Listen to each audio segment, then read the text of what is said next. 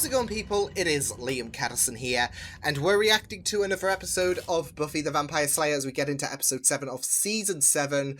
Hopefully no jackets will be harmed in the making of this video after the last episode, which was quite bizarre. It had some humorous moments. Like I said, though, it was probably, in my view, the weaker episode of season 7. Doesn't mean it was bad by any means, just that there's been a stronger essence that has stemmed from a couple of the other episodes that have transpired in this season. And I am looking forward to seeing where things go with this episode. We are quite in the thick of it now with this season, so I am expecting things to develop a bit further, especially from the Beneath You Devours bit that's been echoed in these past couple of episodes, because we've had some character-focused episodes with Anya in episode 5 and Willow in episode 3, and like I said, we're in the thick of it right now, so I'm expecting things to ramp up from here onwards. So yeah, I'm looking forward to checking this episode out. So with that said, let's get into episode 7 of season 7 for Buffy the Vampire Slayer. Let's go. Oh, are we going for a cold open? 8:01 p.m. Oh, what is this introduction? I'm scared. I am very, very intrigued with the opening of this episode. Get some rest, hon. You keep circling around. Just drive straight in. You shut up. Oh, for crying out loud, these dweebs. I'm scared. Last time we were here, 33.3% of us were flayed alive. Calm down. No one's getting flayed alive, starting with your bottom. Gonna make it right. We're outlaws. From Beneath You with Devours? hearts of gold. Did they mistranslate that? So big. Hey. Wait, Cassie? Wait, I know she... you. I mean, I saw your picture. But she Yeah. died! I know, it's kind of weird because we never really met. Or kind of weird because you're really dead. Yeah, well, Did I fall asleep? no, I'm here. I mean, not What? here. She says she still sings. What? Remember that time on the bridge when you sang to each other? Oh, my heart. Well, she says even though you can't hear it, she still sings to you. Tara? Oh, come on. She is so dead. Go on, he's clearly a just psychopath. hurt me. Just hurt me. I keep hearing this, like, thumping. Jeez. No, He will knock I 4 can't tell times. if it's... Why, Yodi? Oh, ho, my heart. Oh, see, this is what happens when you order pizza when you are told not to. Dawn? No, that's not. Mom? Oh my god. No, no. Junior year, spring production of Pippin. I did the lighting. That's great. Yeah. So what have you been up to? Well, apparently dying. Been but there, other buddy. Stuff.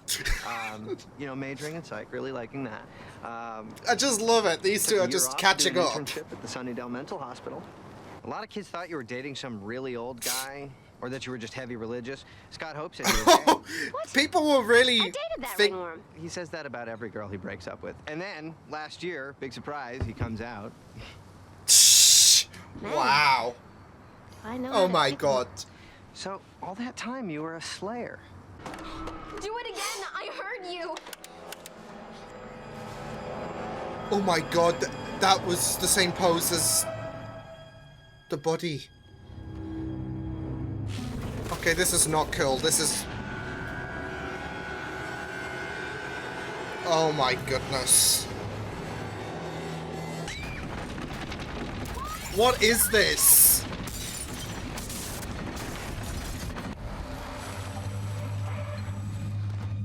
Oh, for crying out loud, you guys need to stop! Echo 1. This is Echo 1. Go ahead. You think they'll really let us join their gang? I don't think so.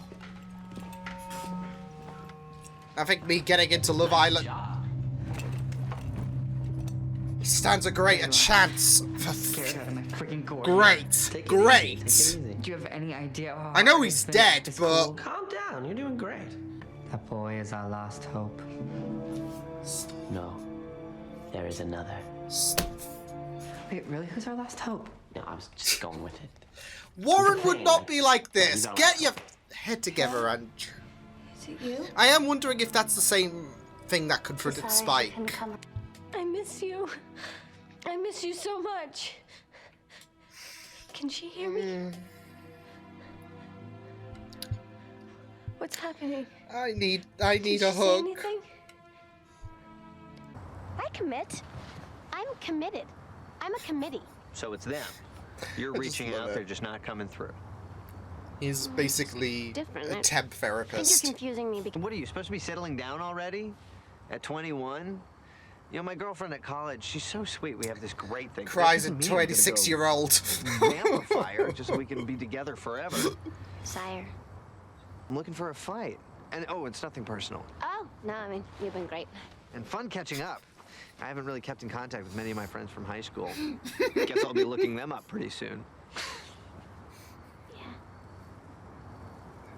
Oh, Hey, this I, is so I don't mean bizarre. to be Count Badinsky here, but you just don't seem as thrilled. I let him completely take me over. Do things to me that...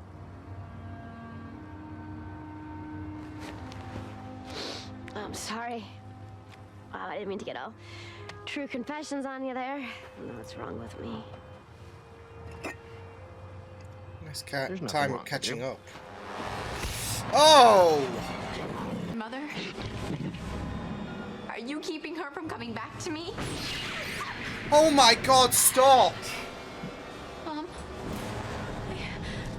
I see you. Someone's really Come on, Jordan, you tormenting. okay? She's trying to talk to me. What's your question? Your last relationship, Was with a... was it with a vampire?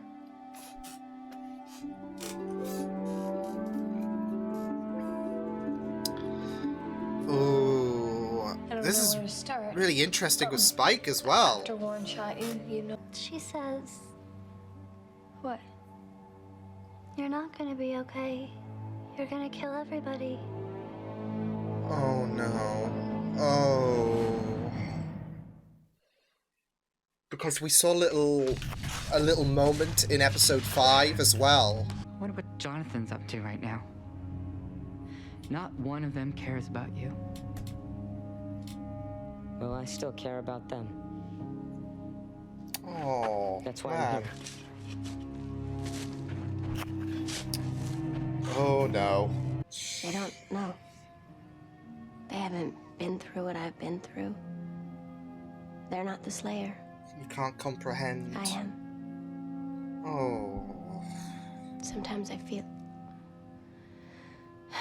This is awful. Or at least I plan to be. You do Eh. have a superiority complex, and you've got an inferiority complex about it. Kudos. It doesn't make any sense. Oh, Life.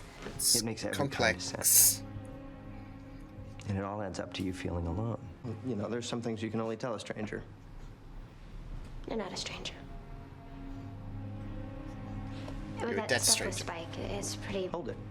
What? Did you say Spike? Oh, you know Spike. Oh no. I cast you out with a string!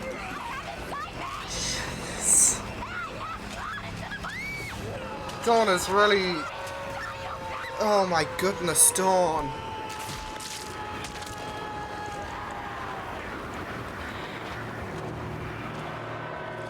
Oh? I'm not strong. I'm not an Amazon.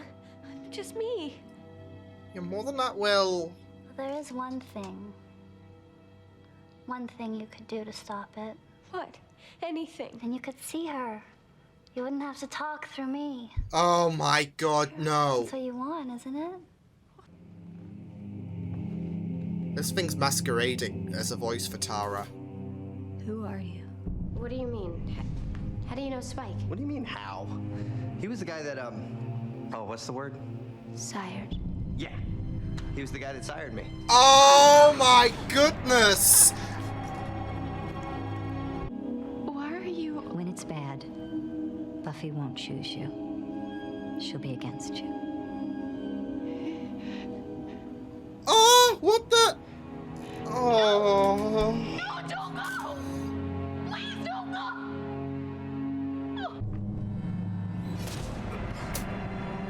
What the fuck?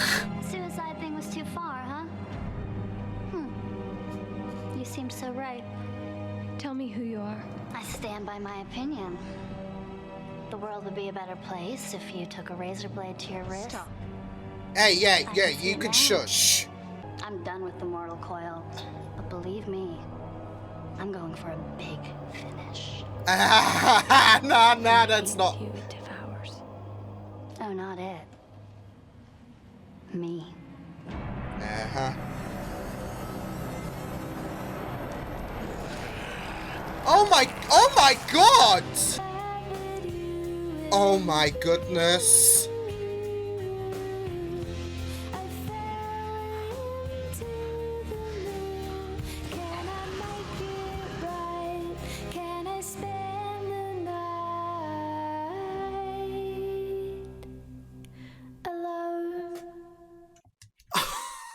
Oh my god!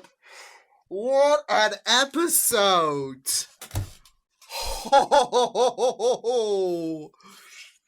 Okay, so I just need to comprehend every. So I don't know, was the same thing that confronted Spike the thing that was, I guess, masquerading as Cassie?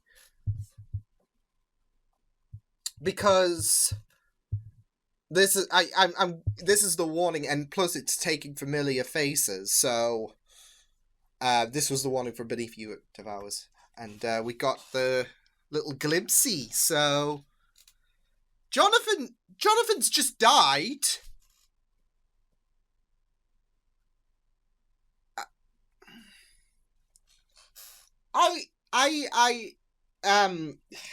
Yeah, everything just happened. And Buffy had a therapy talk with someone who used to go to her school, so hey ho. Spike is, I have no idea what the frig he's doing, but you know, I thought, okay, Spike's got himself a date, and he's trying to adjust and whatnot, but and then there was Joyce as well, which what an episode! This episode really, yeah. Oh.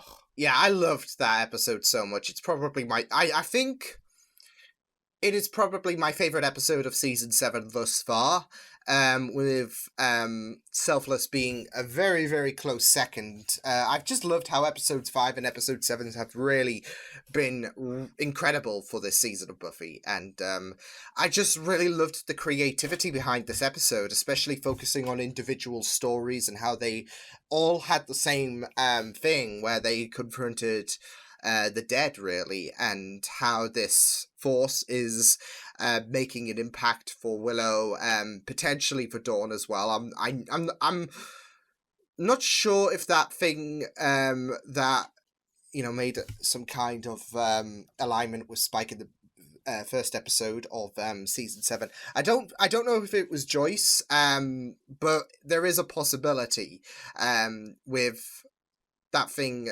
possessing the form of Warren, being involved with Jonathan and Andrew's stuff, as well as confronting Willow. So there is that possibility, but still,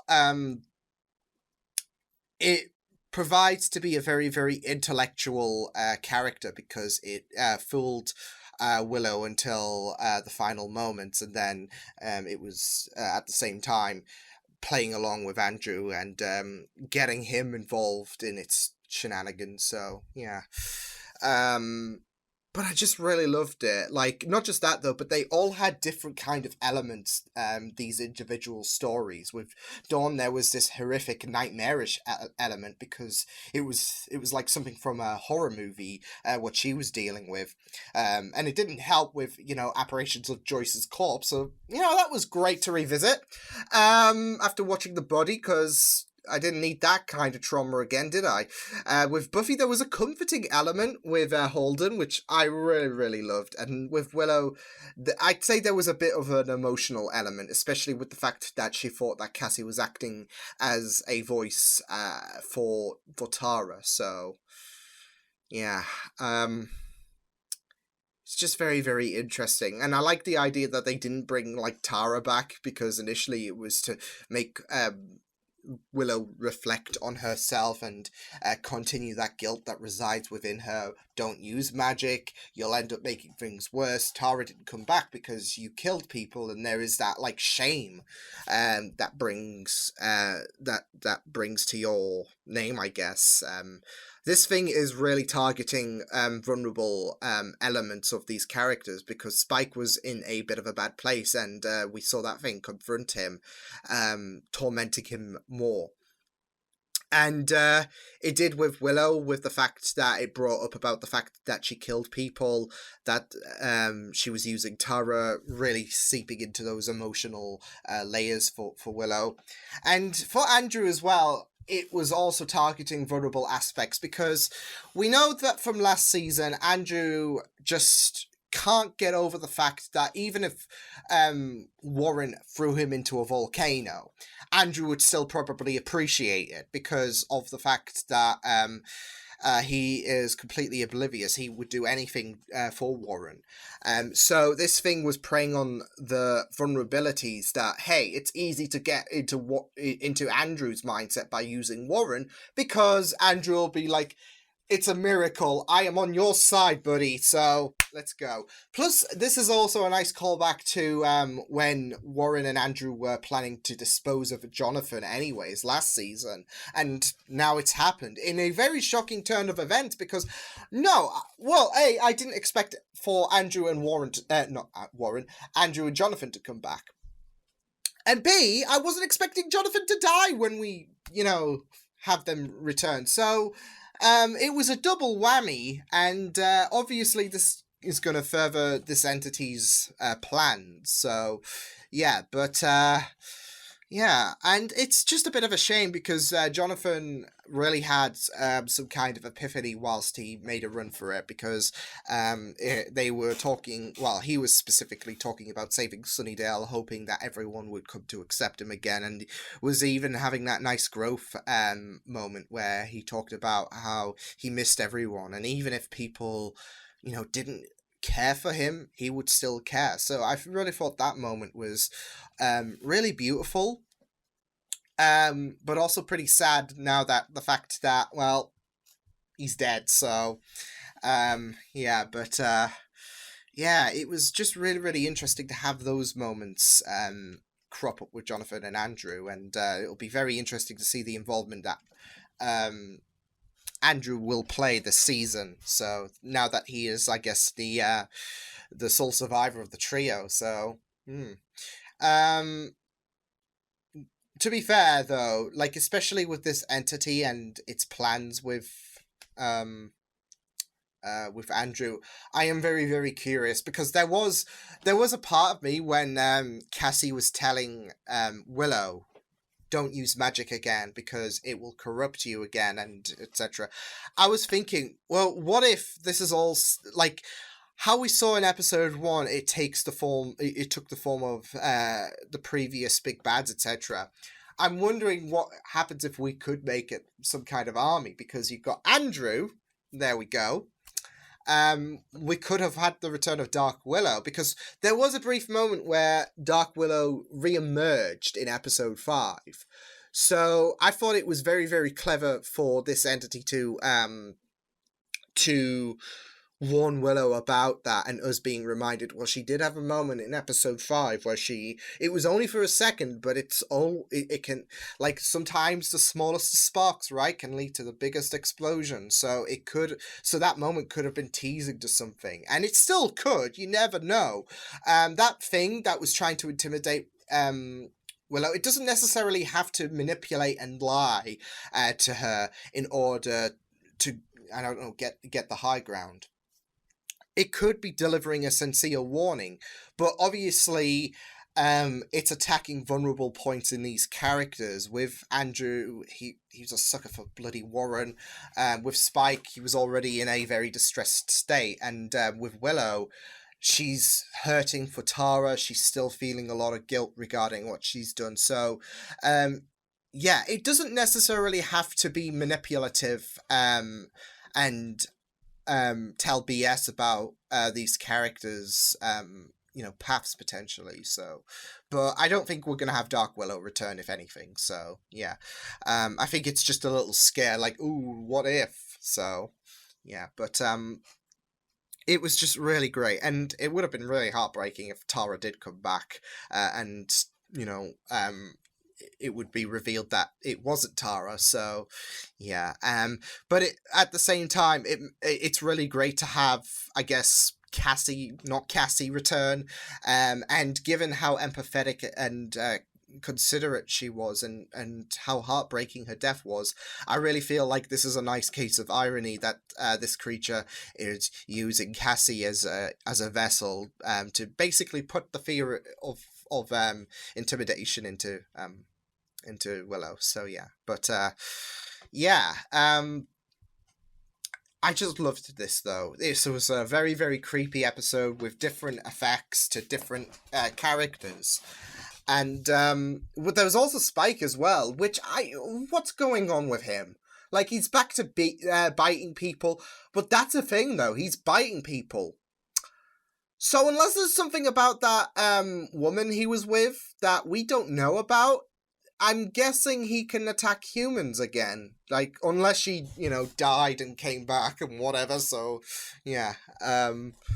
Very interesting how he went with for someone who was blonde as well. So, yeah, it's, the whole angel thing again.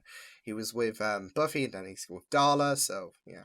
But yeah, I find it very interesting how he took a snack on that woman, and unless there's something we don't know about her, she's a demon, or she is, she got revived, who knows? Yeah, he didn't get zapped, so I'm wondering about, further development on that, so yeah. But yeah, it seems like he's back to snacking on people, so that's great. But yeah, brilliant episode, though. I really loved the Holden and Buffy bits. We need to talk about that, because I thought it was just very, very interesting, especially the fact that she confided into a stranger regarding her issues. I mean, this is it, though. I think I'm just reflecting back to last season, and there is a point about Buffy not being able to tell her friends because of the fact that they couldn't deal. And with the fact that you have someone who's not going to leave, someone who was a stranger beforehand, but is no longer a stranger, too much, it's a weight off Buffy's shoulders for her to get this off, because she still feels like she still holds these vulnerabilities about, well, this is another thing, even though Holden wasn't that, creepy entity, it's still tapping into those vulnerabilities of these characters. With Buffy, this is a weight off her shoulder without having to worry about anything, because he couldn't leave the cemetery. It was either him or her, and yeah. So this was a weight without thinking this is going to hurt someone, because Buffy was able to talk about, she was able to vent to a stranger regarding her issues about her superiority complex, which I really, really do love how they went into that, because I do I think, of course, it would be a bit of a mundane thing if there is a hero that don't have their flaws. Every hero does. And with Buffy, she is feeling completely, I don't know, she's feeling completely weak because of the idea that she's above people. There is that, want to disregard that superiority complex, but she's accepting it, and I really, really do like that. Like, there is an epiphany for her to dealing with the idea that her life as a slayer, as a hero, it's a very, very complex thing, especially when she's weighing up the idea that there is a superiority complex, but she's feeling inferior about it. So, which I really liked. That line was great.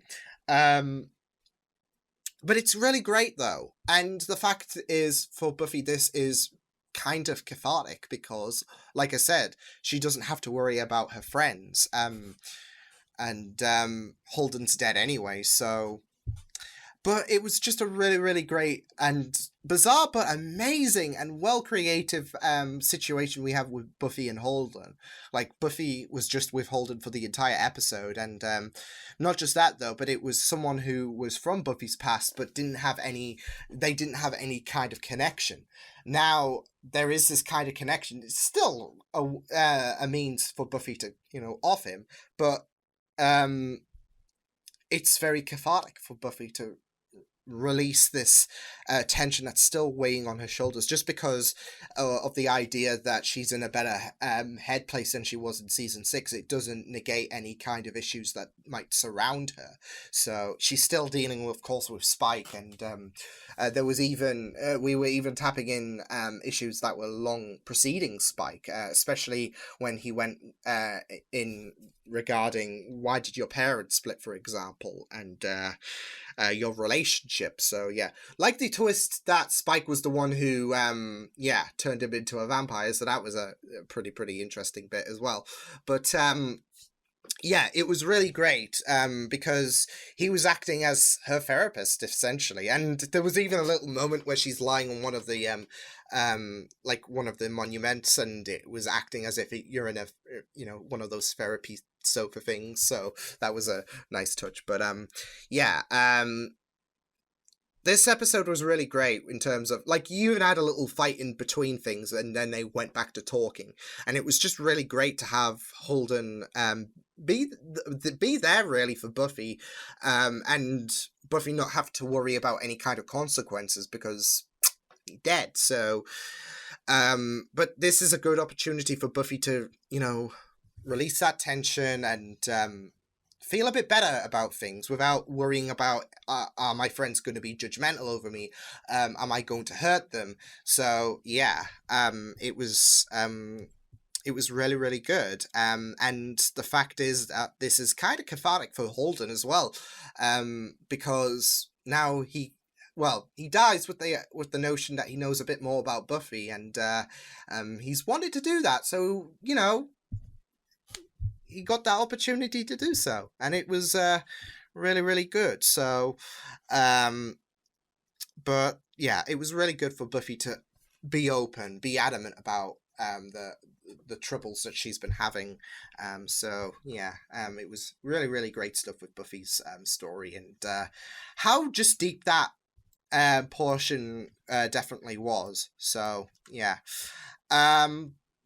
I gotta commend Dawn though, as well, because like I said, if there was an element, if there was a word to describe her element, because they all were different, but like I said, it was like something from a horror movie with how enclosed really she was, and how she was completely vulnerable. Like, she's out of the Scoobies the most vulnerable one, but she has she's held her own this season, and over the course of these past few seasons, we've seen her develop, and she's able to I like the idea that she is able to grow a bit more, and now she's able to defend herself. But I really thought that this was a very, very incredible portion with Dawn. It was a terrifying thing, especially with that demon and how worrying it was. especially with Joyce as well, and there was that hurt that Dawn echoed, but there was some incredible amount of strength that resided within her, and I like the idea that it was very nightmarish, like Joyce was hardly there, and for those final few moments, it was all, great. Even like there was even moments when Joyce was there that that was very, very haunting. So yeah, but I really, really like how she is growing, and yeah, it was really great to see her defend herself, and the fact that she is able, like, we even saw a little fun bit in the beginning where she was not getting the hang of it with weapons, but she is growing, and I feel like her story with that demonic thing, it was a good opportunity for us to see how much she has grown. So really loved Dawn's portion in this episode. But yeah, this episode was really I feel like this episode worked differently in terms of we saw different sides of things with characters. Like, even the opening felt different, and we saw all these differences with characters interacting with the dead, whether it be an apparition, whether it be the threat for the big bad seemingly this season, whether it be a vampire. It was just really great about how different, like, even the opening bit was very different, and I was like, okay, what's going on here? Because I don't like it when things are different for the opening. So yeah, I also really would have loved to have seen what Anya and Xander would have had in there, if they were in the episode, because all these people seemingly work, like all these dead entities that came about with the Scoobies, they all seemingly had a personal attachment. Even if, like, Tara couldn't be there, like, she was, you had Cassie speaking on behalf of Tara. And it just makes me wonder, what would Anya have, Anya and Xander have? Because even Giles, like, I know Giles would have to come back anyway, so yeah, but it's kind of been done anyways, because the person that I'm thinking of, if Giles was involved, is Jenny.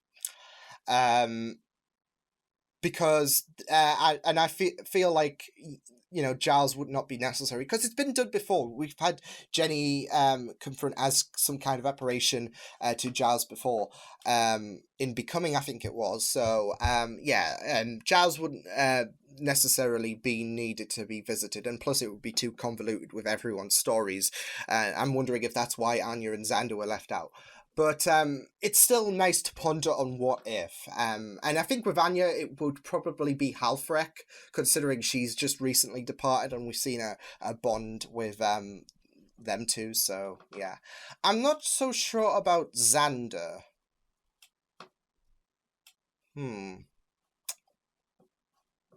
People might need to clarify on that one, like, in terms of, okay, who would Xander's, I guess, opposite be? So, yeah, I'm just trying to think.